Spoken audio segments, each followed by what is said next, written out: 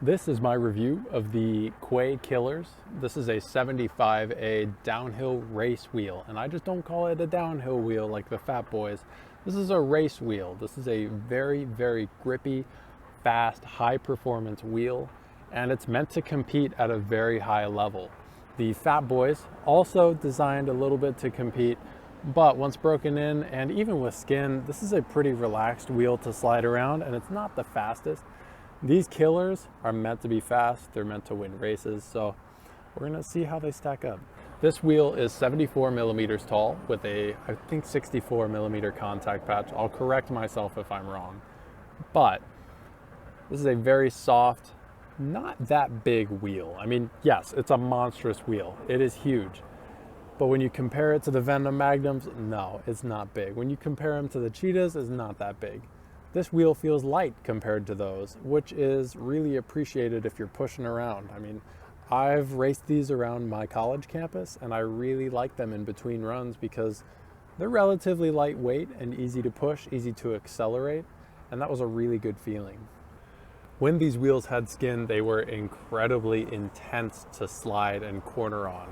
They were a very, very visceral feeling. I really struggled keeping my feet on the board without brake soles. So if you're unfamiliar, brake soles are thin rubber add-ons. This is a motorcycle tire if I'm not mistaken, but they're thin rubber sheets that you glue to your shoes and trim off around the edges.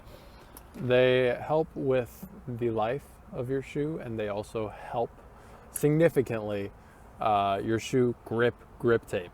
You don't know until you've tried it. Brake soles stick to grip tape like nothing else, and without them, I really struggled keeping my feet on the board when I was doing a shutdown pendy. My feet just wanted to rocket off because of all the braking force that was coming from my wheels through my feet and into my body. So with brake soles, I didn't have that problem anymore, but without them, it was intense. And by the way, I'm on locked on grip, and I've got a little torque block, a little foot stop up here. So I'm trying to give myself all the advantage I can with mechanical grip here, but these Killers had a lot of fight. So as I broke in these wheels from new, I wasn't really able to tell how much skin they had left. The Fat Boys were very gradual as I broke them in. These wheels, you could see how much skin you had left. You could see how it wore down across the contact patch. The Killers, they retained all of their skin, and then very suddenly it felt like they lost all of their skin, which is good because it makes me think that is utilizing the whole contact patch very, very evenly to slide, versus the Fat Boys. The slide and the force really just came from the lips. And once the lips were broken in and the skin on the lips were gone, then the grip of the wheel was mostly gone. This, I feel like I'm really distributing all of the braking force, all of the sliding force across the whole surface, and therefore getting more performance. So a little bit more thoughtfully designed. So I came to really appreciate how agile the Cuei Killers were on my recent downhill, like urban city session. We had a really cool meetup where we skated a garage and a lot of our favorite downhill runs around our college campus. The whole time I just loved the feeling of my board being up on its toes, and that's not a feeling I get from a lot of wheels. When I say my board feels up on its toes, it means it's ready to move, ready to change direction. It feels lightweight, but at the same time, not floaty.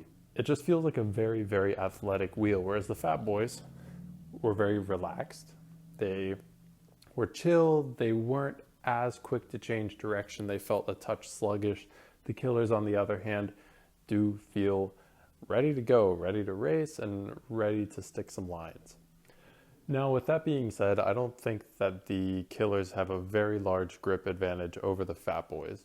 What I do think they have is a very sudden change between gripping and sliding, whereas the Fat Boys, especially as they got smaller, but this was always the case, they would kind of mush out into a slide for, I hope you know what that means. It's just that transition between gripping a corner and scrubbing, starting to lose traction as the wheels start to push out towards the outside of the corner, outside of the turn. That feeling on the Fat Boys was very smooth, very gradual, and really reassuring. On the Killers, on the other hand, that's a very sharp transition from sticking that line to sliding out.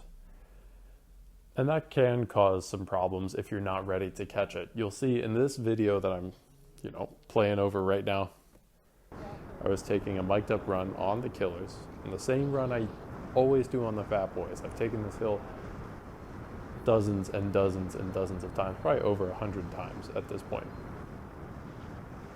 I'm so used to my wheels scrubbing out in this corner as I approach it with too much speed or take a bad line, but the Killers just started buzzing, and it was a sensation I haven't felt before, and what it did is it just washed me out all the way to the curb, where I ultimately ended up wrecking.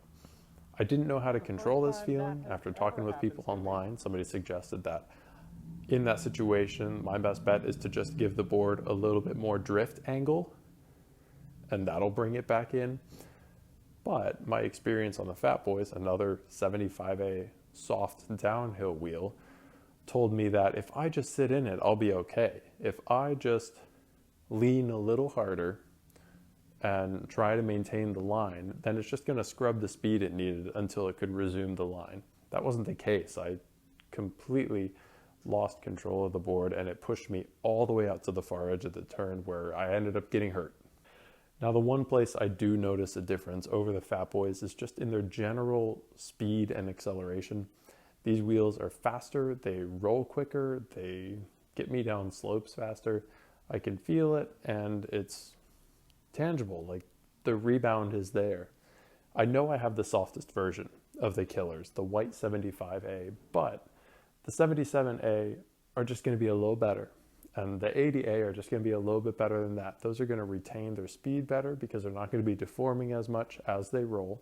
The lips aren't going to be squishing and compressing, which takes energy. I've got the softest one, and I really like the way it accelerates.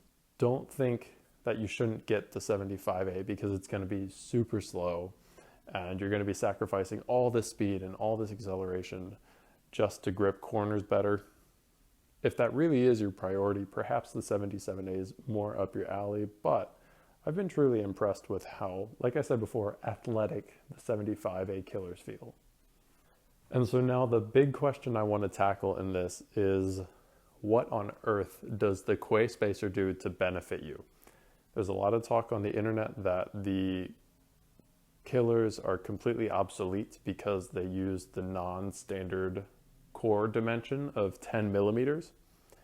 For those of you that don't know, the width between the two places where the bearing sits, or essentially the width of your spacer, there are two measurements that companies go by. One is 10 millimeters and the other is 0.4 inches. When you do the math, these are really, really close, but the 0.4 inches is just marginally larger. So if you use traditional bearings with traditional built-in spacers, or bearings with free spacers, but the free spacers are that 0.4 inch spacing, you'll know that when you're setting your bearings and setting your spacers, there will be a little bit of movement left and right. It's just a little bit, but it's enough to feel the little click as you push on it, flip the wheel, click.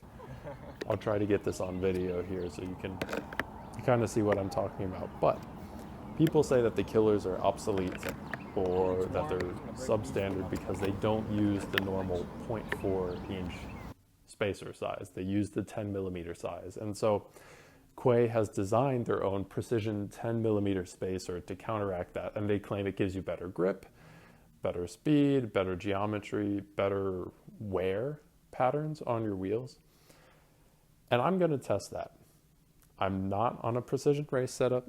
Like I may have said earlier, I'm just on this 165 mil Savants on a big maple deck. Perhaps I'm not the target audience that is going to feel the difference between a precision, correctly dimensioned spacer and the standard Zealous bearings 0.4 inch spacer, but I also think I'm probably the average consumer of wheels. So if I can feel the difference, if I can notice a difference, that'll be a big deal. So I've got some tests lined up to see how they grip, how they slide, and the roll speed, and ultimately determine if you need to spend the extra $10 or $15 on the Cuei spacer to elevate your riding experience. So I will say that Cuei is not the only one to use 10 millimeter spacing in their cores. Now, not all companies advertise it and are as vocal about it as Cuei, but in my testing and after communicating with other people online, the Venom Cobra core found in their Cannibals, Mach 1 Cannibals, and Magnums also fit a 10 millimeter spacer better than the standard 0.4 inch. And even the Cheetahs, when I tested the fit, the Cuei spacer actually, in my opinion, and from my observations, fit better in the Cheetahs than a regular Zealous bearing. So perhaps the Cuei spacer is not exactly obsolete, and Cuei wheels are not the only wheels that are going to use the Cuei spacer. So I spent the first half of the session on the Cuei spacers with the regular old bearings that I've been using in these wheels from day one. And then in the second half of the session, I threw on the Zealous. And I did that way just so I could get the baseline feeling of what every slide, what every line felt like on the Cuei spacers. And when I got to the Zealous, there was no difference at all. Literally no difference at all. I couldn't feel anything. I couldn't hear anything. I was taking the same lines as before. I don't know what kind of robot you have to be to determine the difference, to feel like there's more grip or what speeds you have to achieve or how precise your setup needs to be, but don't worry about getting the spacers unless you're just absolutely mental about your board being perfect and everything being exactly right on it. If you're kind of a setup freak like I am, maybe it'll put your mind at ease getting these, but if you're just trying to ride, you don't need these spacers to skate Cuei wheels. Ride whatever spacers you want. You're going to feel the exact same thing. I'd put money on it. That wraps up all I really wanted to talk about with the Cuei Killers.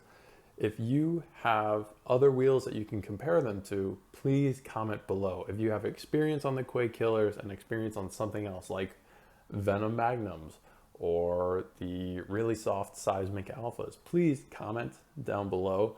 I haven't been able to try a ton of race wheels. I've got just a small collection that I get to compare against each other.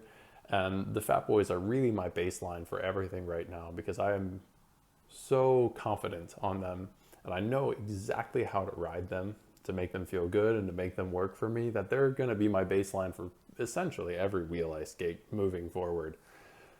So if you have extra insight as to how the Killers compare to other wheels, please comment below. People like myself are looking for that information. We want to learn, we want to educate ourselves and make the right decisions when we're buying a product.